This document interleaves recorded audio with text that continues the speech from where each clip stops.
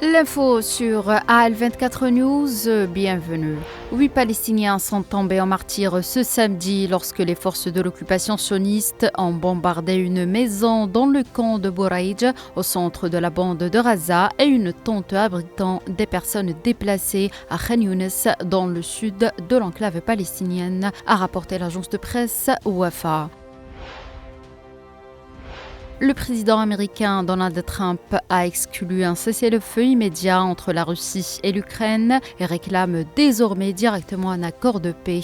Dans une déclaration sur son réseau Truth Social, tôt ce samedi au retour de son sommet avec son homologue russe Vladimir Poutine en Alaska.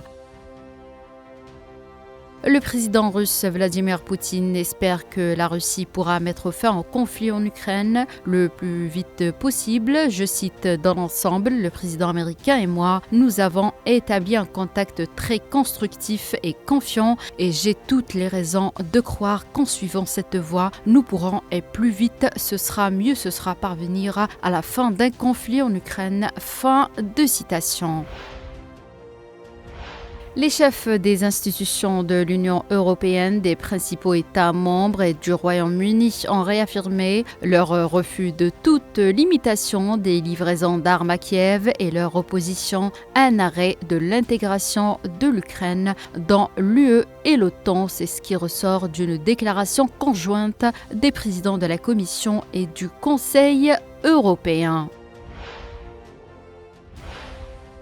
La Chine a salué l'établissement de contacts directs entre la Russie et les États-Unis pour tenter de régler le conflit en Ukraine, a indiqué le porte-parole de l'ambassade de Chine à Washington, Liu Pengyu, commentant les résultats du sommet Poutine-Trump en Alaska.